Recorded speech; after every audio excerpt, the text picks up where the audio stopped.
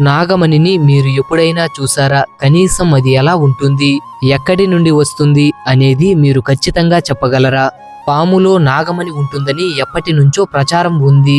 పురాణాలే కాదు, ఇప్పటికీ కొన్ని సినిమాల్లో పాములో నాగమణి ఉన్నట్టు చూపించారు. నాగుపాము వంటి కొన్ని జాతుల పాముల్లో నిర్దిష్ట వయసు తరువాత నాగమణి ఏర్పడుతుందని కొందరు అంటారు. మరికొందరు స్వాతి నక్షత్రం సమయంలో వర్షపు బిందువులు నాగుపాము నోటిలోకి ప్రవేశించినప్పుడు నాగమణి ఏర్పడుతుందని అంటారు. నాగుపాము పడగలో నాగమణి తయారవుతుందని నమ్ముతారు. నాగమణికి పరమశివుడి అనుగ్రహం ఉంటుంది, అందుకే నాగుపాము చాలా శక్తివంతమైనది.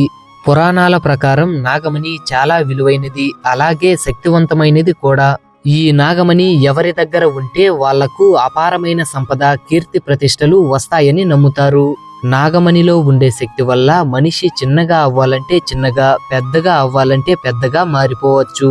అంతేకాకుండా ఈ నాగమణి ఉన్నవారు పాములా మారిపోవచ్చు, అలాగే ఎవరికీ కనిపించకుండా కూడా ఉండొచ్చు.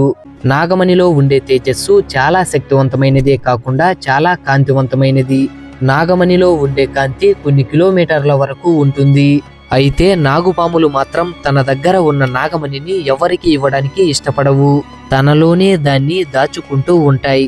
అయితే ఎప్పుడైనా ఆ పాము దగ్గర నుండి నాగమణి గనుక మనం లాక్కుంటే దానికోసం ఆకాశమంత ఎత్తులో కోపంతో రగిలిపోతాయి.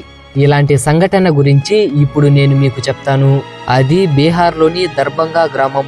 ఇది అడవికి చాలా దగ్గరగా ఉండే ప్రాంతం. ఆ ఊరిలో సందీప్ అలాగే ధర్మేష్ అనే ఇద్దరు వ్యక్తులు ఉన్నారు.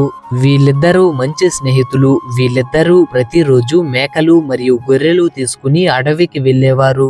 అయితే ఆ సమయంలో అడవిలో ఒక ప్రాంతంలో 2 పాములు పెనవేసుకుని ఉన్నాయి. అదే సమయంలో ధర్మేష్ మేక ఒకటి కనిపించదు. అప్పుడు ధర్మేష్ సందీప్ తో ఇలా అంటాడు, నువ్వు నీ మేకలను తీసుకుని ఇంటికి వెళ్ళు, నేను తప్పిపోయిన మేకను తీసుకుని వస్తాను. అప్పుడు అడవిలోకి వెళ్లి మేకను వెతుకుతూ ఉంటాడు.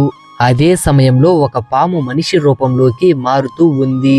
ధర్మేష్ మేకను వెతుక్కుంటూ అడవి లోపల వరకు వెళ్తాడు. అప్పుడు ధర్మేష్ కి ఒక చెట్టు కింద ఏదో మెరుస్తున్నట్టు కనిపించింది. ఆ చెట్టు దగ్గరికి ధర్మేష్ వెళ్లి ఆ చెట్టు కింద తవ్వుతాడు. అదే సమయంలో ఒక పాము రక్తం కక్కుకుని చనిపోయి ఉంటుంది. దాని నోటి పక్కన మెలమెలా మెరుస్తున్న నాగమణి కనిపించింది. ఆ నాగమణిని చేతిలో పెట్టుకుని పరిగెత్తుకుంటూ ఇంటికి వెళ్తాడు. అసలు అడవికి ఎందుకు వెళ్ళాడు అనే విషయాన్ని పూర్తిగా మర్చిపోతాడు. అయితే ఇంతకు ముందు 2 పాములు పెనవేసుకుని ఉన్నాయని చెప్పాను కదా, అందులో ఒక పాము ఇక్కడ చనిపోయిన పాము. అయితే అతను నాగమణిని తీసుకుని వెళ్ళిన తరువాత మరొక పాము చనిపోయిన పాము దగ్గరికి వస్తుంది. ఆ పాము చనిపోయి ఉండడం మరియు నాగమణి కనిపించకపోవడంతో ఆ పాము కోపంతో రగిలిపోతుంది. ఎవరు ఈ పాము దగ్గరకు వచ్చారో తెలుసుకోవడానికి చనిపోయిన పాము కళ్ళులోకి చూసింది. సాధారణంగా పాము చనిపోయిన తర్వాత కాలుస్తారు, కానీ ధర్మేష్ అలా చేయకుండా నాగమణిని తీసుకుని తన ఇంటికి వెళ్ళిపోతాడు. అయితే ధర్మేష్ ఇంటికి వెళ్ళిన తరువాత ఆ నాగమణిని పట్టుకుని చూస్తాడు. అప్పుడు ఏ మేకపిల్ల అడవిలో తప్పిపోయిందో ఆ మేకపిల్ల ధర్మేష్ ముందు ప్రత్యక్షమవుతుంది. ఇదంతా నాగమణి శక్తి ప్రభావం అని ధర్మేష్ తెలుసుకుంటాడు. ఆ తర్వాత ధర్మేష్ పెద్ద ధనవంతుడిగా మారిపోతాడు. ధర్మేష్ ధనవంతుడిగా మారడానికి కారణం అతడి దగ్గర ఉన్న నాగమణి. అయితే ఒక పక్క సంతోషంలో ధర్మేష్ మునిగిపోయాడు. మరో పక్క ఆ పాము పగబట్టి ఊరిలోకి ప్రవేశించింది. ఆ పాము ఏ రూపంలోకైనా మారిపోవచ్చు. ఊరిలోకి రాగానే ఒక అందమైన అమ్మాయి రూపంలోకి ఆ పాము మారుతుంది. అదే సమయంలో ధర్మేష్ పని మీద వేరే ఊరికి వెళ్తున్నాడు. ధర్మేష్ వెళ్లే దారిలో ఆ అమ్మాయి ధర్మేష్ కోసం వేచి చూస్తూ ఉంది. ధర్మేష్ ఆ అమ్మాయి దగ్గరకు వస్తాడు. ఆ అమ్మాయి ఏడుస్తూ ఉంది. అందమైన అమ్మాయి అలా ఏడవడం చూసి ధర్మేష్ పరిగెత్తుకుంటూ వెళ్తాడు. ఎందుకు ఏడుస్తున్నావు అని ఆ అమ్మాయిని అడుగుతాడు. అప్పుడు అమ్మాయి రూపంలో ఉన్న పాము, నా పేరు సోనాలి, నా భర్తతో పాటు నేను వేరే ఊరిలో ఉంటాను. అయితే నా భర్త వేరే అమ్మాయిని పెళ్లి చేసుకుని మా ఇంటికి తీసుకుని వచ్చాడు. ఆ తర్వాత నన్ను ఇంటిలో నుంచి బయటకు గెంటేశాడు. ఇప్పుడు నాకు ఎవరూ లేరు, ఇల్లు కూడా లేదు, ఎక్కడికి వెళ్లాలో కూడా నాకు తెలియడం లేదు అని బోరున ఏడుస్తుంది. అప్పుడు ధర్మేష్ ఆ అమ్మాయిని తన ఇంటికి తీసుకుని వెళ్తాడు. కొన్ని రోజుల తర్వాత ఒకరిని విడిచి మరొకరు ఉండలేనంతగా ప్రేమలో పడిపోతారు. ఒకరోజు వీళ్ళిద్దరూ కలిసి ఏకాంతమైన ప్రదేశంలో కూర్చుని మాట్లాడుకుంటూ ఉన్నారు. అప్పుడు ఆ అమ్మాయి అడుగుతుంది, నీ మెడలో మెరుస్తున్నది ఏంటి అని.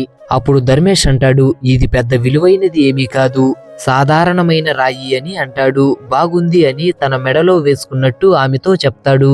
కానీ ధర్మేష్ మెడలో ఉన్న రాయి ఆ నాగమణి. ఆ అమ్మాయి ఒకసారి తన మెడలో ఉన్న రాయిని తనకు ఇవ్వమని అడుగుతుంది. కానీ ధర్మేష్ ఆమెకు ఇవ్వడు. నువ్వు నన్ను ఎంతగానో ప్రేమిస్తున్నావని చెప్పావు, అలాంటప్పుడు ఇంత చిన్న వస్తువుని నేను అడిగితే ఇవ్వడం లేదు. నిజంగా నువ్వు నన్ను ప్రేమిస్తున్నావా అని ప్రశ్నిస్తుంది.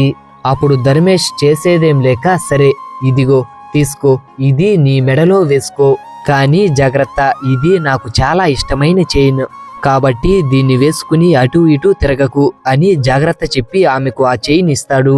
అప్పుడు ఆమె దాన్ని ధరించి చాలా మురిసిపోతుంది. ఎప్పుడైతే ఆ అమ్మాయి చైన్ తన మెడలో వేసుకుంటుందో అప్పుడు అందమైన అమ్మాయి రూపం నుంచి నెమ్మదిగా భయంకరమైన పాము రూపంలోకి మారుతుంది. మారిపోవడమే కాకుండా ధర్మేష్ ను ఇష్టం వచ్చినట్లు కాటు వేసి చంపేస్తుంది. అలా ఆ పాము తన పగను తీర్చుకుంటుంది. తన జోడీ అయిన మరొక పాము మళ్ళీ తిరిగి వస్తుందని అక్కడే ఆ పాము ఉండిపోతుంది. అంటే ఇప్పటికీ 500 ఏళ్ల నుంచి ఆ పాము ఆ ఊర్లోనే ఉంది. ఇంకా ఆ ఊర్లో ఆ పాము గురించి ఏం చెబుతారంటే, ఆ పాము పరమశివుడికి పూజలు చేస్తుంది. ఆ తర్వాత ఎవరికీ కనిపించకుండా వెళ్ళిపోతుంది.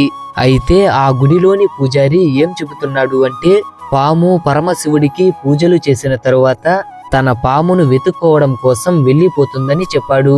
ఇప్పుడు మీరు నాగమణి గురించి తెలుసుకున్నారు కదా, కాబట్టి ఇది నాగమణి వినుకున్న కథ. మరి నాగమణి గురించి మీకు తెలిసిన విషయాలు ఉంటే తప్పకుండా కామెంట్ చేయండి.